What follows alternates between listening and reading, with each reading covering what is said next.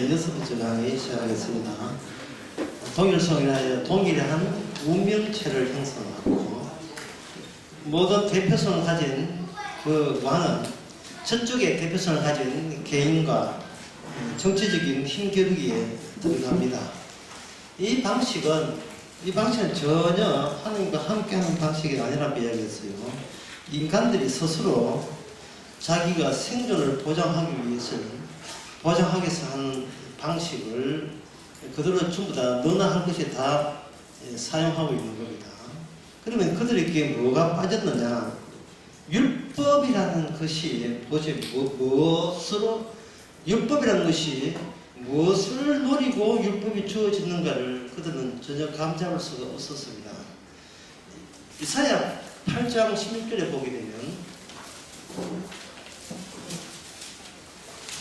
16절에 보게 되면 너는 정구의 말씀을 삼매며 율법을 나의 제자 중에 봉헌하라 그렇게 했어요. 이제 야곱의 집에 대해서 낯을 가리우신 여호와를 나는 기다리며 그를 바라보리라. 보라 나와 및 여호와께서 주신 자녀들이 이스라엘 중에 징조와 예표가 되었나니 이는 시온 산에 계시는 만군의 여호와께서 말미암은 것이다. 그렇게 되어 있죠. 율법이라는 것이 이거 삼매해가지고 거기다가 시온산에다가 율법을 이렇게 두게 되면 시온은 뭐 하냐면 그치는 돌이 되고 자빠지고 넘어지는 돌이 되는 겁니다. 이게 이사야 28장 16절 나와 있는 말씀에 그런 말씀이 나와 있어요. 28장 16절 찾는 것도 뒤지요. 제가 대신 다 찾으니까 걱정하지 마세요. 예, 그러므로 주 여호와께서 가라사대 보라 내가 한 돌을 시온에 두어 기초를 삼았으니 그 시험한 돌이요 귀하고 견고한 기초 돌이라 그걸 믿는 자는 급절하게 되지 아니하리로다. 자빠지고 엎어지라고 시온에 있는 겁니다. 근데 최고의 무기는 뭐냐? 감철검이 아니고 최고의 무기는 뭐가 되겠어요? 모든 게 자빠지고 넘어지고 그 잡아뜨리는 그 시온은 끄떡도 없는, 그러면 그보다 더 최고의 무기가 또 없겠죠.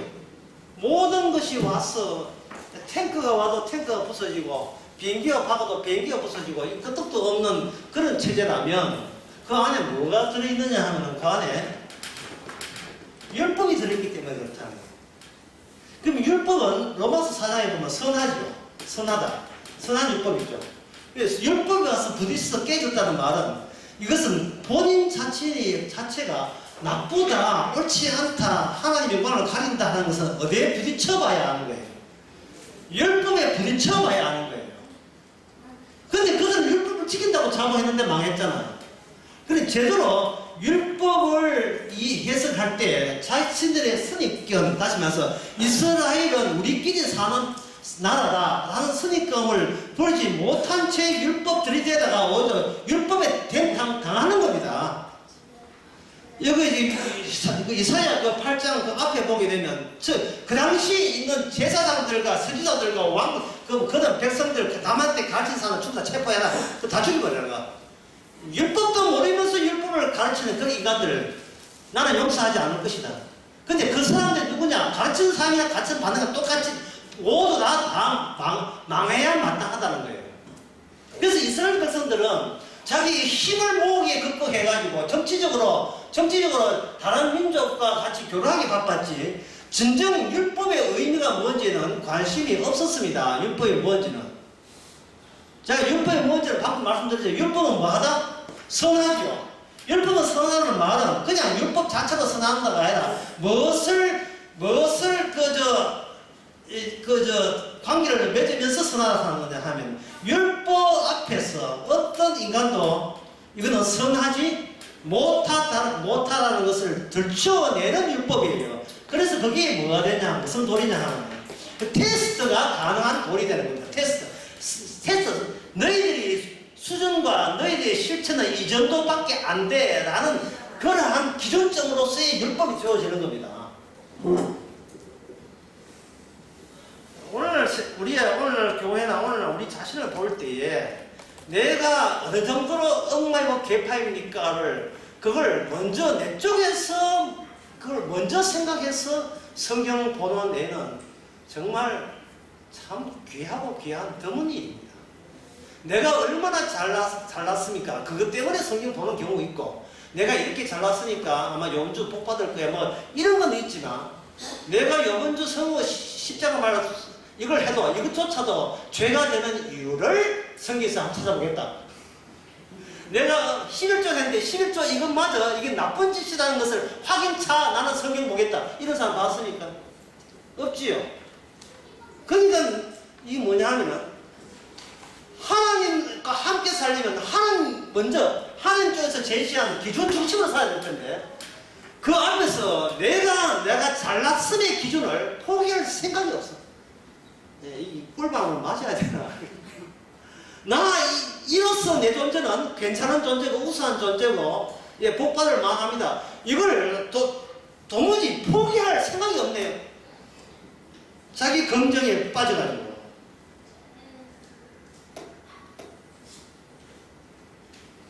그것은 성경 전체에 관한 내용과 결부되어 있어요.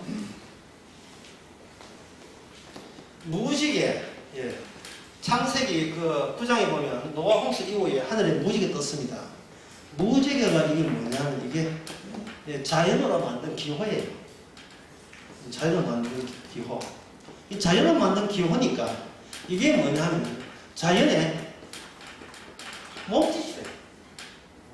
자연에서 나타난 시그널이에요. 자연마저 어디에 종속되어 있느냐 하면 바로 하나님의 노아 언약에 언약 중심으로 자연이 이렇게 돌아가고 있는 겁니다. 그런데 이 율법, 언약 이걸 놓쳐버리면 그 자연은 그냥 내추럴, 자연스러움으로 끝나요. 뭐 스스로 그러하겠지 이런 식으로 동양 철학하는 것처럼 산은 산이고 물은 물이고 뭐 어쩌라고 산은 산이지 그 산은 산이고 물은 물이다.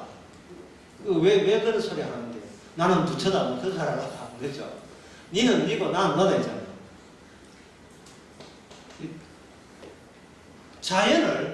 자연을 최후 기준으로 삼는 겁니다. 왜? 자연은 눈에 보이니까. 그런데 자연이 시그널이 되고 신호가 되어버리면 자연이 노할 때 우리는 어떻게 버텨낼 수가 있습니까? 요한계시록에 보세요. 지진, 기근, 전쟁, 가뭄, 전염병. 그 자연이 왜 그렇게 시통하에 그렇게 자연이 혼란스러워요? 혼란스러운 게 아닙니다.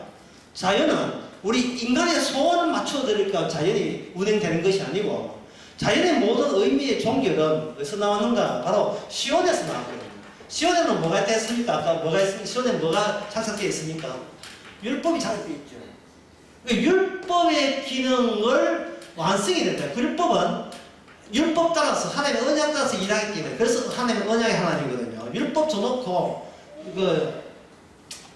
어릴 때 하는 거 있잖아요. 율법 줘놓고 그 따라가는 식인데, 어릴 때 하는 그 게임 가운데서 이렇게 1, 2, 3, 4, 5, 6, 7 해놓고 먼저 이걸 뭘 떠줍니까? 이걸 툭 뜯어놓고 주께서 먼저 이렇게 돌을 던져놓고 그 돌 잡는 식으로 가는 거예요. 그게 하나님이 자기가 내세운 명세를 자기에게 회수할 때 역사는 끝납니다. 인류의 역사는 종료되는 거예요. 알파가 떠진 그 모든 언약이 오메가로 마감되는 그 선에는 하나님의 언약의 자국이 형성되어 있습니다. 발자국이 형성되어 있어요. 그래서 모든 것이 주로부터 와서 주로 말미암아 주께로 돌아가게 되어 있다. 그게 하나님께서 이스라엘에게 처음 나타냈고, 그게 뭐냐 하면 테스트의 기준이 되는 겁니다. 평생 살고 평생 공성공부해도 교회 다녀도 하나님의 기준을 모르고 사는 사람이 있어요. 그러면 인생은 그 사람은 흔들릴 수밖에 없습니다. 그 사람들은 바람 부으면 바람 부는 대로 살기. 보통 그런 이야기 하잖아요. 뭐 도 닦은가 뭐 좀 이렇게 공부 좀 한 사람은 그저 나는 나그네다. 바람 불면 바람 따라가지 이러거든요. 그런 사람들이 묻고 싶어요. 바람 세게 불면 어떻게 해요? 허리케인이나 태풍 불면 바람 따라가면 바다에 빠지라는데 그럼 어떻게 하려고? 바람이 잔잔하게 불 때는 그럴 수 있어요. 참 막 머리카락 날리는 재미, 스카프 머리 쓰고 옛날에 그 노래책에 나온 사파처럼 해가지고 강변에 서서 이렇게 하면 참 좋아요. 그런데 그 강변에 태풍 임하면 이거 비 홀딱 다 맞는데요. 예? 어제 뭐 KBS 그 태풍 중계방송 합니다. 여기다 김태희 기자입니다. 지금 태풍이 지금 시속 몇 분다 지금 모자 날립니다. 진짜 월급을 받지요. 이게 뭐예요? 지금 태풍 뒤집어서가. 인간은 자연과 벗 못해요. 왜? 자연은 어딜 종속되어 있습니까? 멸법에 종속되어 있어요. 내가 요구하는 것 자연이 거기에 맞춰주지를 못합니다. 무슨 대자연이 중국말로 하면 안 알아주고 한국말로 하면 들어주는 게 어디 있어요? 예? 나라 말씀이 그 영화 보세요. 초반에 나온 영화가 뭐 세종대왕이 중국말로 하니까 예? 중국말로 하니까 그 중국 한자로 이렇게 해오니까 세종대왕이 그 주문해온사 뭐 그러지 말고 우리 그저 대중 백성들은 업문으로 하면 하지. 업문으로 하니까 갑자기 벅구리 막가지고 비가 쏟아져가지고 나는 한글이 최고. 그래 뭘 만들어야 돼요. 나라 말씀이 만들어야 돼. 이런 시작되거든요. 그게 이게 누가 하냐면 백성의 대표자 왕이 누구를 생각해서 백성들을 어여삐 여겨 불쌍히 여겨서 하는 짓이잖아. 불쌍히 여겨서 어디한테 압력을 가한다? 자연스럽게 압력을 가해가지고 누구 좋아하고 내게 속한 백성들 잘 되게 해달라. 이게 왕의 역할인데 이 왕을 가지고 이걸 어서나 옛날에서는 이걸 샤머라고 해서 이게 무당 대표적인 사람이 당경 뭐 단골 회사 이게 당구입니다. 우리나라는 당군의 무당의 자손들이에요. 우리나라 알타이 같은 경우에 무당의 자손이 이게 당군이 무당이에요. 이 무당 제사 지내잖아. 당군 제사 지내죠. 제천의식이라 해가지고 고조시대 때 신과 인간 사이에 그때 왕이 하나의 제사장 역할과 왕 역할을 다 같이 해야 되는 거예요. 모든 민족은 다 그래요. 바알 종교가 특징이 그거예요. 왕이 되었으면 백성들이 이렇게 신에게 잘 보여가지고 백성들을 편안하게 밥 먹고 살게 해주면 당신은 진짜로 대단한 왕이라고 해줘가지고 당신 정권을 이어줄게. 당신의 권세를 인정해줄게. 그거 자꾸 이거 안 되고 가뭄 들면 백성이 와서 그 왕을 모가지를 잘라버립니다. 예, 그 문화가 무슨 문화? 멕시코의 문화, 무슨 문화? 하나 마야 문화죠. 예. 그 피라미드 같은 데다가 왕 모가지 여러 명 날아갔어요. 비 안 온다고. 그 누가 왕 하겠어요? 왕의 운명은 자연에 달린 겁니다. 그럼 백성들이 뭐라고 합니까? 겁내지 마세요. 당신이 가르치는 이데올로기, 다시 말해서 자연은 신은 바로 우리 임금의 말 듣는다 라는 그 신앙, 그 이데올로기, 이념, 그 이념에 백성도 오케이, 당신도 오케이 했다면 당신 목숨 걸어라. 당신 목숨 걸어라. 제가 지금 이런 이야기가 옛날 마야 문명 이야기 하려고 하는 겁니까? 오늘 교회 이야기 하는 거예요. 교회 이야기. 40일 금식 기도하고 40일 동안 나와 새벽에 나가서 성경 뺏기게 하면 복 받습니다. 과연 그럴까요? 예. 물론 성경 뺏기 하면 글씨는 늘져요. 근데 그걸 인정해. 침해를 지연시키는 것은 인정해 줄게요. 근데 복 받습니까? 11조 하면 30배, 60배 복 받습니까? 테스트 해보라고요. 테스트 뭐 안 해본 사람 어디 있습니까? 사람이 이런 어떤 행동을 해치워버리면 그냥 가만히 있는 밥은 없어요. 내 하는 행동과 원인이 되어서 그 원인이 어떤 결과를 낳는가를 유심히 관찰하게 되는 게 이거는 안 가르쳐도 다 하는 거예요. 애들 학교 간 애들 붙들고 안수기도 해가 주여 내일 시험인데 아는 문제만 나오게 해주셔서 너무 심한 욕심이 나면 그러면 공부한 대로만 하게 하옵소서. 또 공부를 뭐 했는지 알 수가 있어요. 공부한 대로만 나오게 하옵소서.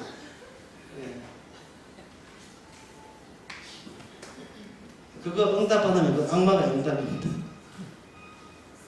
이 말은 뭐냐면 구태여 하나님 없이도 우리끼리 언제든지 살 여력이 그런 재주가 종교적 재주 갖고 있습니다.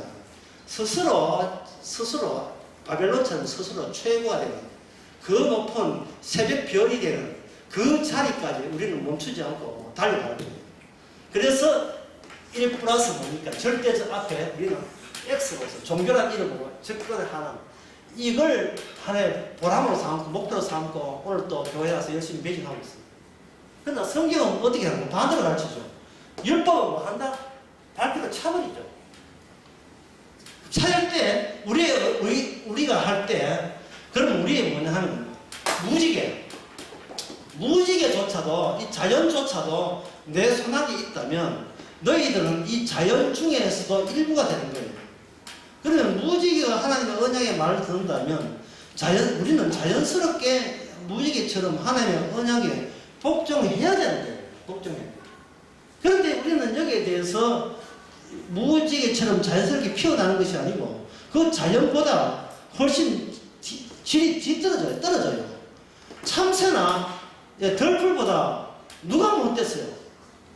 인간이 더 못됐지요. 참새는 키워준 대로 덜풀은 자라나는 대로 우리는 뭡니까? 살 뺀다고 절입사 하면 된다. 우리는 주신에게 감사가 하나도 없고 악만 남았어요. 악만 아주 독해. 하나님은 나를 벌지라도 나는 하나님 벌지 않겠습니다. 이런 모든 행패가 그런 말도 안 되는 행패가 됐어요. 감사 고마움도 하나도 없고 항상 모자라는 결핍에 대해서 우리는 어떤 불만을 쏟아내는 정신병자같이 살아가고 있습니다. 다들 그럽니다. 따라서 하나님께서는 이 시온산을 세우되 자 율법을 주지요. 그러면 사람들을 내쫓습니다. 사람들을 거치게 하죠. 이스라엘은 가거라. 그러면 율법에서 아무것도 안 나와요. 율법은 쫓아내는 기능을 하기 때문에. 그런데 율법에서 완성이 되면 어떤 현상이 나냐? 완성이 되면 여기서 새로운 자식들이 이게 분양됩니다. 막 쏟아내기 시작하죠. 어느 설교에서 그런 예를 들었는데 벌통을 한 개밖에 없는 벌집을 딱 그들이니까 그 속에 아시트처럼 살고 있던 벌들이 와락 쏟아지죠. 여기 율법의 완성을 딱 건드려보면 하나님의 백성들이 와락 쏟아지게 되어 있어요. 이스라엘의 특징은 뭐냐 하면 동질성이에요. 이건 새로운 나름대로의 동질성이에요. 출처가 국가 정치적인 모양새가 출처가 아니라 하나님 자체로 수용되는 그러한 동질성이 쏟아져 나오는 거예요. 이거는 직업이고 남녀노소 관계없습니다. 쉬운 예를 들겠습니다. 만약에 이 벌집이 호날두라면 호날두 앞에 80만 40만 관계없어요. 직업이 뭐 간에 들고 80만 주고 호날두를 보려고 찾아오는 거예요. 왜? 호날두가 자기 이상형이니까. 그럼 메시는 지금 여기 이 자리에서 메시 모르고 호날두 모르는 사람들 많이 있죠.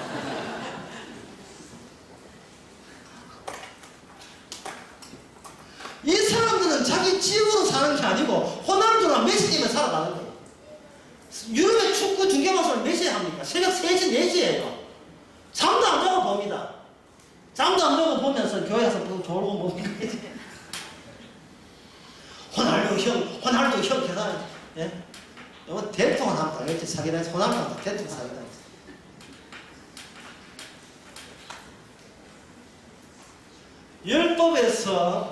율법의 완성, 이게 뭐냐면 시온의 완성이에요.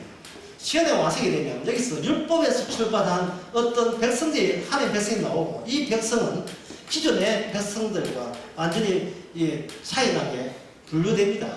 차이나는 거예요. 이들은 출처는 뭐냐 하면 육에서 나왔지만 거기다 이 세상의 육적에서 나왔지만 하나님 없이 자기끼리 살겠다는 그런 탐욕에서 나왔지만 여기서는 뭐냐 주님이 나를 잉태하고 만들었다 이렇게 되는 겁니다. 그럼 실제로 하나님께서 완성을 통해서 자식이 나온다면 그거는 어디서 나오는가? 육에서 나와요. 육에 나오는데 육에서 핍박받는 모습으로 나옵니다. 그게 뭐냐면 이세의 오죽 못 나서 사이겠습니다. 이세의 임따만한 졸기도 아니고 그냥 사이 잘린 그릇터기에서 그냥 연약하게 짜겠는 하늘하늘한 사가 하나 나옵니다. 이게 이세의 사이. 이새는 누구냐 하면 바로 누구의 아버지냐 하면은 다윗의 아버지죠. 다윗의 아버지에서 다윗 나오는 그 과정을 그대로 하나님 율법 시온선에서 재현하겠다는 겁니다. 이새의 삭. 이새의 삭이 나오는데 이새의 삭에 대해서 이사야 9장 한번 봅시다.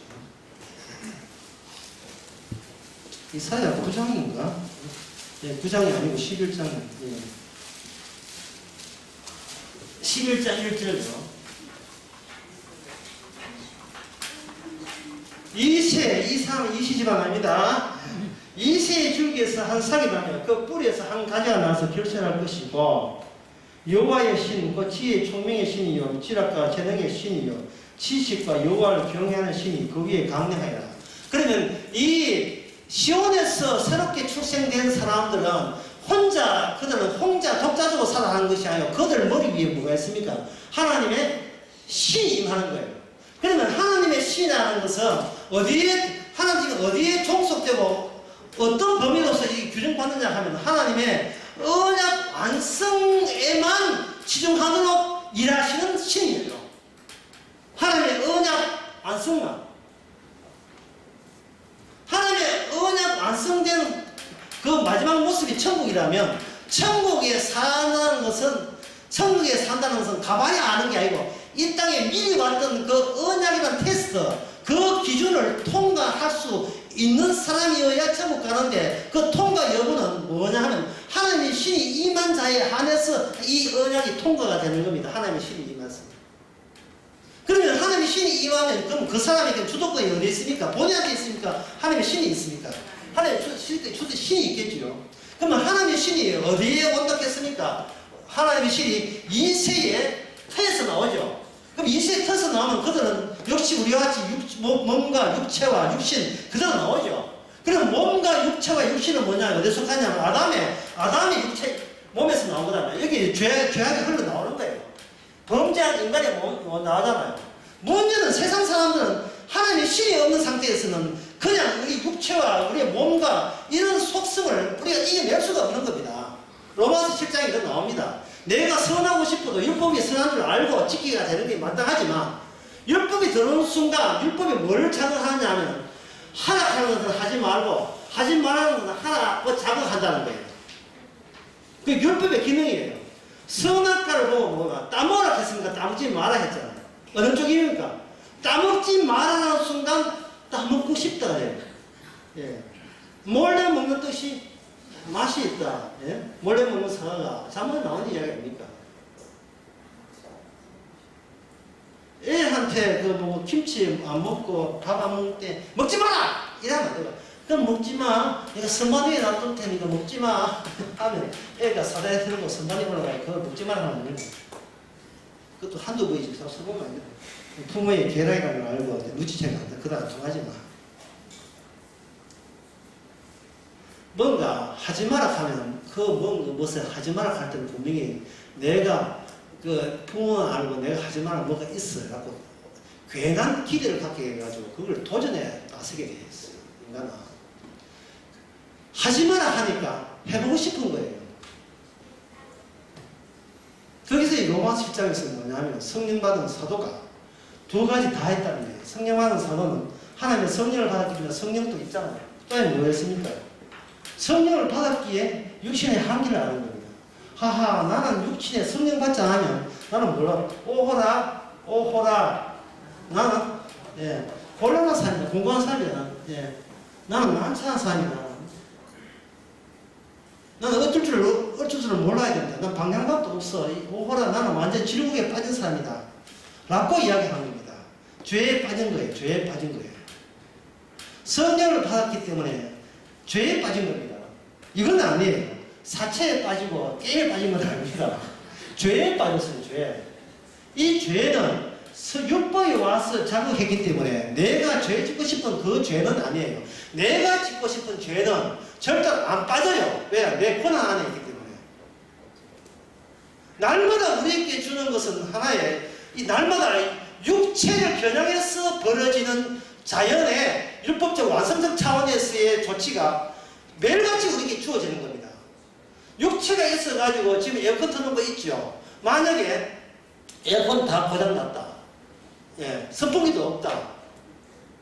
아이고 만족스럽다. 이런 사람 없습니다. 실제로 제가 그 옛날에 박사학위 있을 때 교회에 그때 에어컨이 없었어요. 에어컨 없으니까 선풍기를 세 대를 터는데 선풍기 소리하고 내 소리하고 섞이가지고 이거는 뭐 공장인지 교회인지 모르겠어요. 예. 근데 그걸 힘들 줄도 몰랐어요. 말씀 전한 기회를 이렇게 주셨으니까 거기서 완전 감동받아가지고 지금 선풍기 트는지 뭐 트는지 뭐 그런 줄도 몰랐어요. 나중에 끝나고 생각하면 그만 이해됐어요. 지금은 에어컨 안 틀면 지금 난잘 중요해요. 왜? 우리는 육체에 속하고 몸에 속하기 때문에 이거는 내가 관리 대상이 아니다. 몸이 그대로 가겠다는데 내가 어째 사랑합니까? 누구를 사랑하고 누구를 미워하겠다는데 그 내가 어떻게 자아가 나서서 수습이 돼야 안 되죠. 그래서 이 몸을 로마서 8장에서 무슨 뭐냐 죄의 몸이라 해요. 죄의 몸. 계속 죄가 생산되는 몸이에요. 이런 내 몸은 그냥 몸이 아니고 그냥 몸이 이거 하고 뭐 이게 해가 몸도 이게 요가하고 그런 몸이 아니고 무슨 몸? 죄의 몸이라는 것은 앞에 죄가 붙는 죄를 위한 몸인 것을 알아주는 사람은 이미 뭐 받은 사람이에요?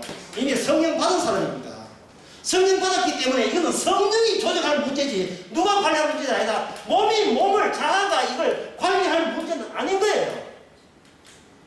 후회하거나 실수하거나 실패 없습니다. 그러면 우리한테 해답이 돼요.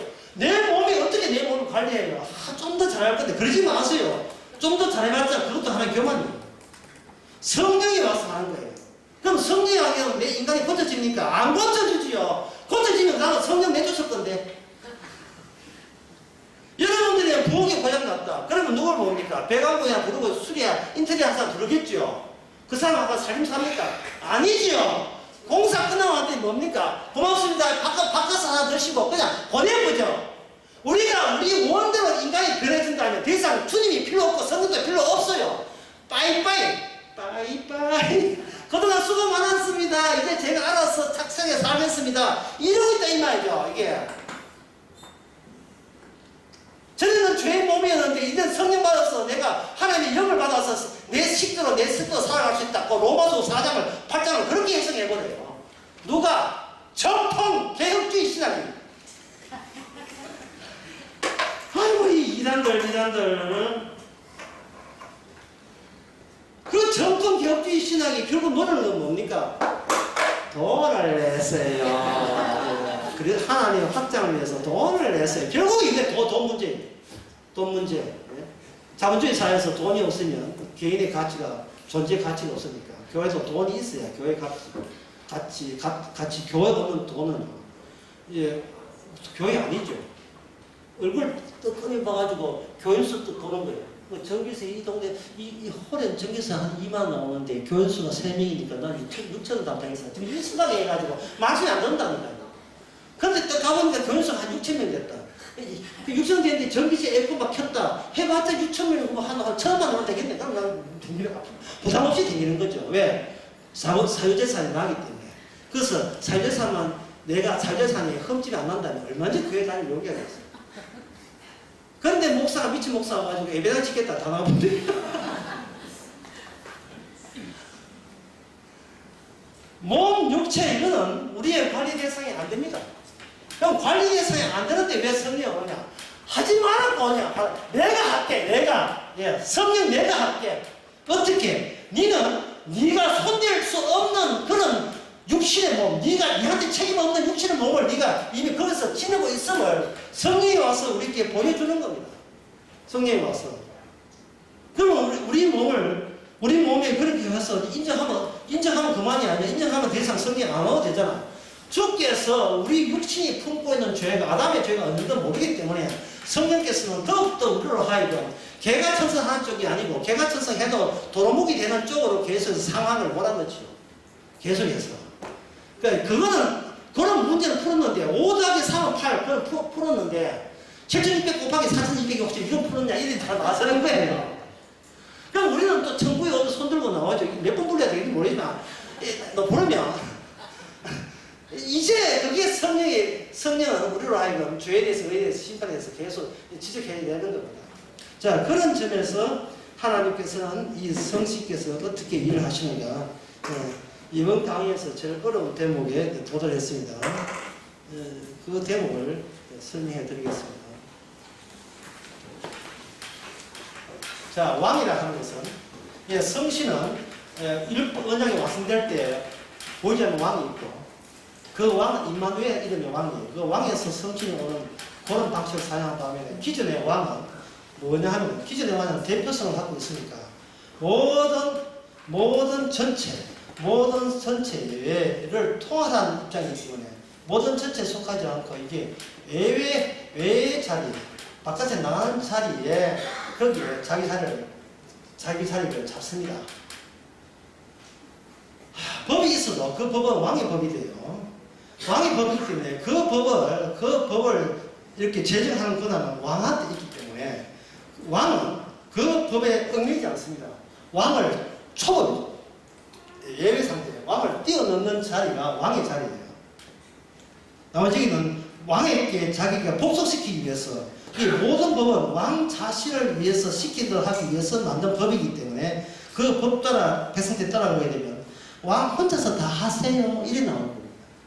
이거는 바로 다니엘에 보면 잘 나오죠. 하나님께서 다니엘 느부갓네살 왕을 두고 그 신하들은 어떤 그 처우를 받느냐 하면은, 다니엘 느부갓네살 왕이 자기가 자기 꿈을 꿨어요. 쥐꿈 쥐고 있는 거예요. 그는 그 꿈을 아침에 일어나서 잊어버렸다고요. 그건 쥐책임이죠. 그건 쥐책임이잖아요.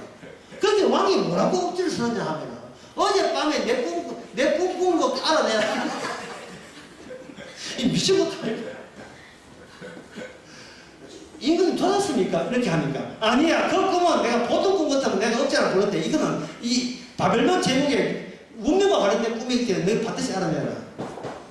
백성들 신하가 아무리 신하지만 이거 하다 너무 하다 하거든요.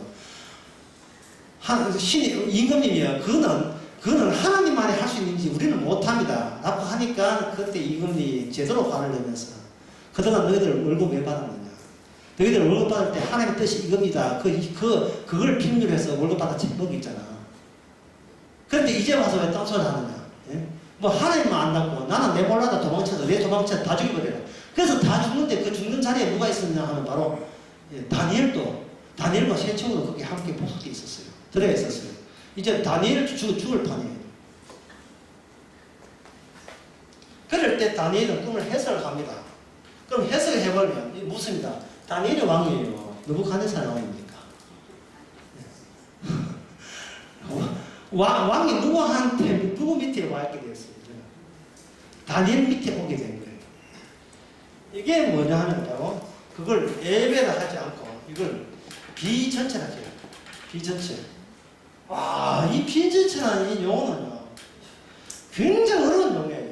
예배는 이랬습니다. 예배는 니는 이 대열에서 빠져나가. 얘는 여기 해당되는 옷을 빠져나가. 그 지켜보기만 하지. 이게 예는 이게 되는데, 전체가 아니고 비전체라는 말은 이게 무슨 뜻이냐.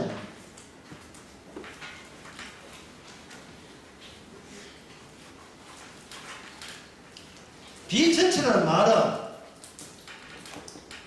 전체로 하여금 이거는 전체가 아니라고 할 수 있는 요건을 전체 안에 이렇게 집어넣는 걸 비전체라고 합니다. 이 전체가 결코 전부가 아님을 알리기 위해서 따로 나가 있는 것이 아니고 이 안에 들어있는 거예요. 그 들어있을 때는 조용하게 들어있기 때문에 어떻게 됩니까? 전체가 우리는 모두 다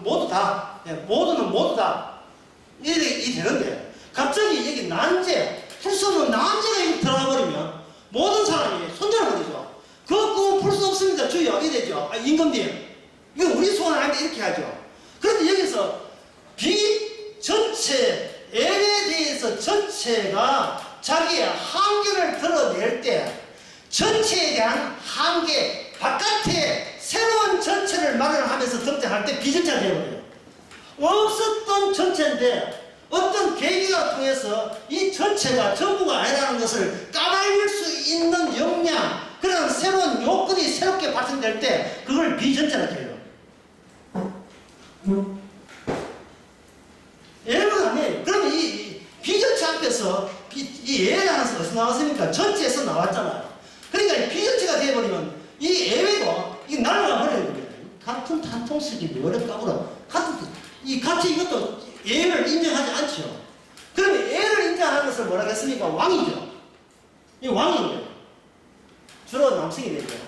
그러면 비전체는 뭐가 되느냐? 비전체는 남성이 왕 밑에 모든 인간이 족속되어 있는 그것이 현재 이스라엘 정치적인 상황이라면 하나님이 새로운 왕을 꽂을 때는 새로운 시온에서 왕이 등장할 때는 그 왕은 출생이 얼마나 이거는 남자가 아니고 어디서 나오는 거야?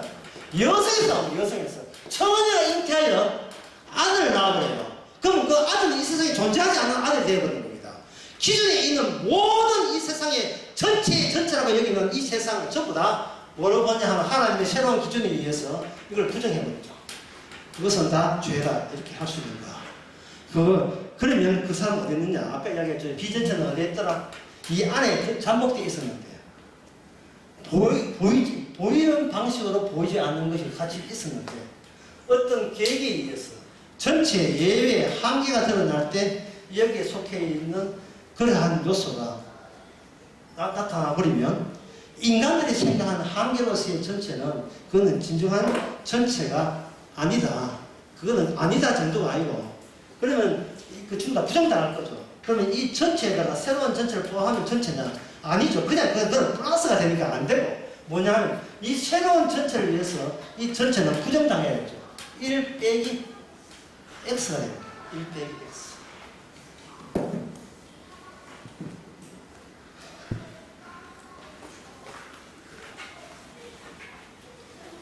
우리 속에 목수의 아니라고 변변치 않은 인물을 갖고 있는 그분이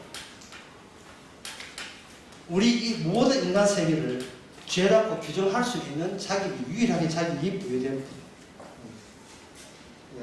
그분의 그 모습은 바로 처녀가 잉태하여 아들을 낳는다는 거죠.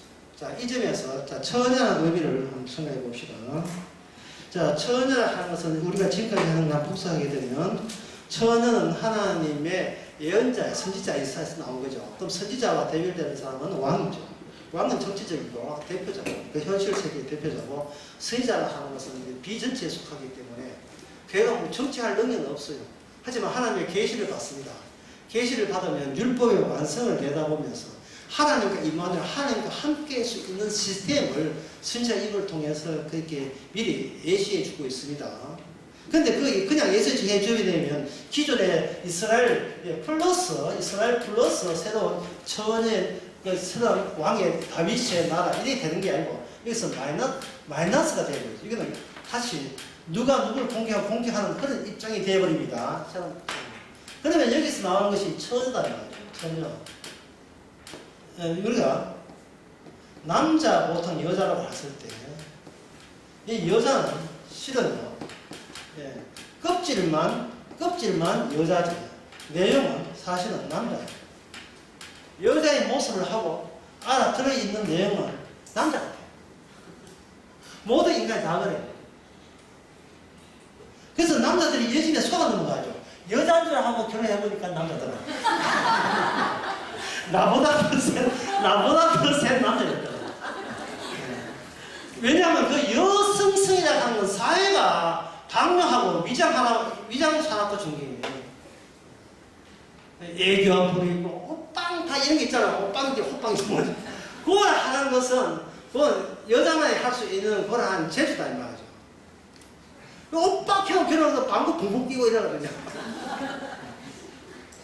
남자하고 여자인 줄 알고 해놨는데 전부 다 남자와 한 거예요. 남자. 나중에 호르몬 떨어지면 이거 노골적으로 더 남자.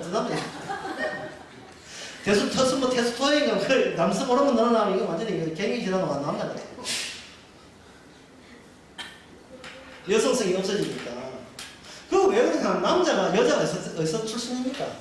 남자에서 나왔거든요. 남자가 나오기 때문에 여성에서 역할 끝나면 남성화 되는 것은 이걸 담배하는 거예요. 그래서 이 여자는 결국 여자는 여자가 아니라 남자 2가 되죠. 남자 1, 남자 2 합쳐보면 남자의 세계. 이거는 곧 나는 전체가 돼요. 여기서 여왕을 뽑던 남자 왕을 뽑던 이거는 남성 세계를 대변하는 겁니다. 이것을 부정하려면 이것을 부정하려면 남성과 엮이지 않는 여성이 등장해야 되겠죠. 남성과 엮이지 않는 여성이라 하는 것은 바로 처녀가 되겠습니다. 처녀는 무엇의 흐름을 아는 겁니다. 아담의 흐름을 부정하기 위해서 아담으로서의 전체 상황에 여기에 비전체로서 처녀가 여기서 출몰하게 됩니다. 출몰할 때 배경이 뭐가 나오냐? 이거는 오직 하나님의 말씀에 의해서 계시에서 출발합니다. 계시에서 말씀이 출발한다는 계시 말씀은 뭐냐? 이건 사건입니다. 사건은 어떠한 근거가 없어요. 바람이 있고 부는 게 바람 자체가 불 때만 바람이 있지 그 지나가면 바람이 떨어져요. 이 땅에 어떤 뿌리 내는 근거가 없는 거예요. 이 땅에 있어서 어떤 기초도 두지 않고 기초가 하늘에 있는 겁니다. 하나님의 계시 안에만 들어있고 지상에서 인간이 얼굴 돌려면서 찾아도 찾을 수 없는 거예요. 여기에 하나님의 예수님이 계셔도 사람들이 예수님을 몰아본 이유가 예수님과 함께 3년 동안 다니면서 예수님을 아무리 보고자 해도 진짜 예수님을 자기와 동료로 같은 류로 봤지 예수님의 진이 진짜 본질을 모든 인간은 심지어 제자들도 그걸 몰랐어요. 혹시 제자들에게 알았다면 그거는 뭐냐 성경에서 하나님에 의해서 아는 사람만 아는 거예요. 이게 어디 나오냐 마태복음 16장에 나옵니다. 예수님께서 먼저 제자들이 묻죠. 세상 사람들 나를 누구라 하느냐. 그건 이스라엘 잘되기에서 오신 선지자 중에 하나가 에레미야 중에 하나가. 그러면 그렇게 얘기하면 베드로는 너는 누구냐? 하나님 살아계신 하나님의 아들이죠. 바요나 시몬아 네가 복받았구나. 이를 네게 알게 한 것은 네 멋이 아니고 혈육이 아니다는 거예요. 혈육 부정입니다. 믿음이라 하는 것은 믿음이라는 건 혈육에서 나온 게 아니죠. 이걸 요한복음 1장에서 나옵니다. 요한복음 1장 한번 찾아볼까요? 이거 저 성교단체 가사들 많이 외웠는데 요한복음 1장 그 12절 영접하는 자, 그 이름을 믿는 자들에게는 하나님의 자녀가 되는 권세를 주셨으니 이는 조건 다서부터 이는 뭐는 아니다. 혈통으로도 아니고 육정으로도 아니고 사람의 뜻으로도 나지 아니했다. 사람의 뜻으로 나지 아니했다는 것은 하나님의 자녀가 된 데 있어서 우리가 어떤 원인으로서의 기여한 바 없습니다.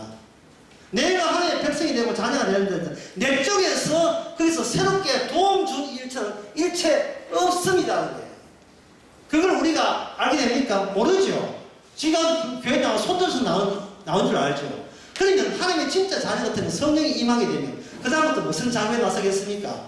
내 쪽에서 뭘 해서 자녀가 됐다는 요소를 평생 죽을 때까지 95세까지 좀 다 잘라라. 계속 잘라라. 나 같은 인간의 자녀이 말도 안 돼. 갈수록 그걸 잘라내는 그 긴 여정의 기간이 바로 인생이라는 거예요. 인생은 무엇이냐? 인생은 삭제에 대해서는 인생이에요. 계속 제거에 대해서는 거죠. 아무 필요 없는 육신 가지고 그걸 붙들고 울었다 하는 게 인생이다. 인생은 나그네 비는 어서가 된다. 인생은 하숙생이고요. 인생은 고장난 시계. 왜 딴 건 고장난 시계는 멈추지도 않는 청춘은 왜 고장난 시기처럼 멈추지도 않고 이런 탄식. 60세에 날 불러오거든. 70세에 날 불러오거든. 못 간다 말해라. 그거 버릴 패를 왜 저거 쥐고 있습니까? 버릴 패를. 하나님께서 버릴 건 버리라고 이미 버려졌다는 것을 이미 이는 죽은 육체 붙들고 있다는 것을 알기 위해서 계속해서 교체 작업, 수정 작업에 계속 나오는데 인식 작업에 나서는 거예요. 내가 나된 것은 내 쪽에서 원인이 일체 없었습니다. 고백을 계속 하게 되는 겁니다. 우리는 지식으로 말로는 알아도 너무 잘 알아요. 특히 그저 십자가 보는 사람들 알아도 너무 잘 알아. 그러면 주님께서 설설 저에게 걷어붙입니다. 알아? 아는 거 안 보자. 설설 알게 하는 겁니다. 그래서 떠지 놓은 땅값 갑자기 10배 오르면 주여 왜 복입니까? 똑같은 소리 하고 위험한 거다. 위험해도 기분 좋습니다. 주식은 안 돼. 그 땅값 완전히 또 주식 사가지고 10배 올랐는데 그 다음에 수출 규제돼가지고 100분의 1을 하게 되면 주여 이럴 수 있습니까? 줄 때 마음 다르고 뺏어갈 마음은 달라버리고 이게 그동안 우리가 사는 기준이 어디였습니까? 기준이 우리의 모든 문제는 어디에 있는가? 남들처럼 살라고 하는 게 그게 시험이었고 유혹이었습니다. 남들처럼 그 남들에 누가 빠져있어요? 누가 빠져있겠어요? 예수님처럼 성령 충만받은 스데반 지사처럼 또는 사도 바울처럼 그런 것은 뭐 이거는 완전히 우여곡이 쪽집기 좀 촉촉 뽑아내야지 쏙쏙쏙다 뽑아내요. 차들 뽑듯이 다 뽑아내요. 이거 해가지고 거기 살 안에 밥 안에 또 돌멩이 들어가는 거잖아요. 그거 다 제끼고 남들처럼 한다는 그 남들에 누가 포함이 안 됐습니까? 나를 넘어뜨리는 요소를 다 뺐어요. 그럼 내 안에는 시온성도 없고 율법의 완성도 없고 그냥 남들처럼 살아가는 게 인생의 목표가 되고 말았어요. 결국 이사야는 누구 이야기입니까? 오늘날 소돔과 고모라 성 너희들 망한다. 백날 이야기해도 우리 끄적도 하잖아요. 뭐 망할 때 돼봐야 망하겠지. 이런 것처럼. 이사야를 보면서 제일 전에도 아까도 전에도 이야기했지만 제일 우리가 좀 주의할 것은 이걸 하나의 역사로 본다는 거예요. 그럼 역사로 보는 게 뭐가 나쁩니까? 하면 역사로 보게 되면 뭐가 되나? 이미 과거 지나간 한물간 이야기, 한물간 이야기다. 한물간. 어떤 사람이 내한테 공격하기를 이거는 목사는 역사를 빼더라 이 말이죠. 역사를 무시하더라 이렇게 이야기해요. 역사라고 역사를 쥐고 역사 속에서 어떤 미래를 보겠다는 이 자체가 뭐냐면 이미 과거는 지나간 거니까 잊어버리고 새 역사를 이루세요. 우리는 역사도 삶을 타고 그 여성을 띄고 이 땅에 태어났다 하잖아요. 저 광주가에서 그걸 뭐라고 얘기했습니까? 네? 사기꾼들이에요. 사기꾼들이.